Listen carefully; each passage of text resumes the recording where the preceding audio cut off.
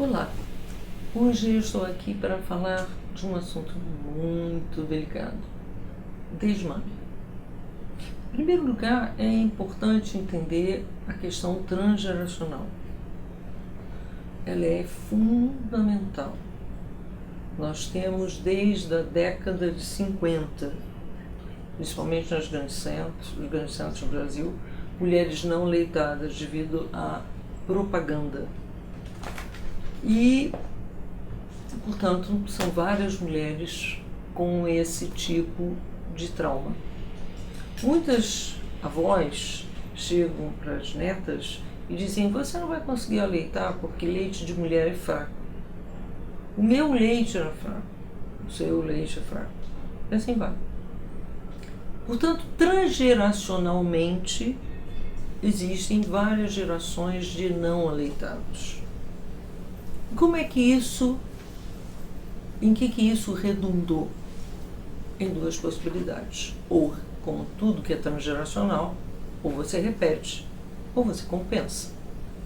Se você repete, você vai ter problema no seio, como em outro vídeo eu já falei das questões de dificuldade de aleitamento, ou você vai querer aleitar mais tempo do que é devido.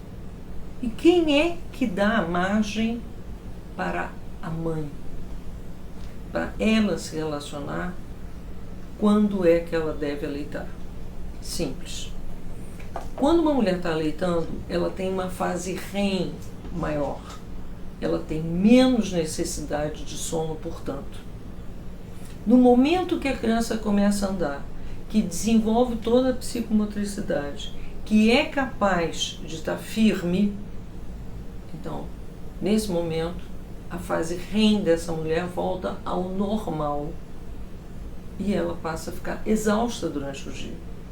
Isso é uma coisa evidente. Várias mulheres que me perguntam o que está acontecendo comigo, porque se referencia à orientação da OMS, que foi uma orientação que tinha a ver com a existência de kwashiorkor, que era uma total situação de desnutrição que acontecia na África, que era a doença que acontecia quando o segundo nascia.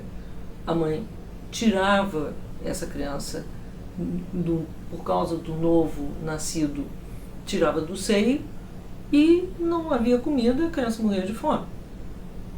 Então, a OMS originalmente no texto dizia que os países em desenvolvimento deve acontecer aleitamento por 2 anos.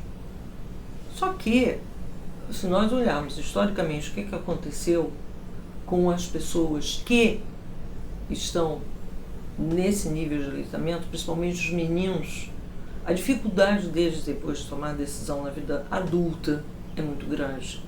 A dificuldade de andar na vida é muito grande. E as meninas tendem, na adolescência, a ter muito medo. Por quê? Porque, na verdade, eles já estavam prontos.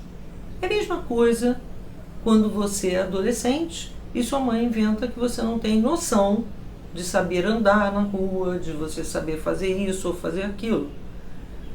Se ela insistir muito nisso, você vai se tornar uma pessoa insegura. Não tem jeito. O primeiro ato de liberdade, mas o que acontece é que quando a criança está compensando o não aleitamento da mãe, a mãe quer que a criança seja aleitada por 9 meses e inconscientemente quer que seja aleitada por mais 9, por ela, que não foi.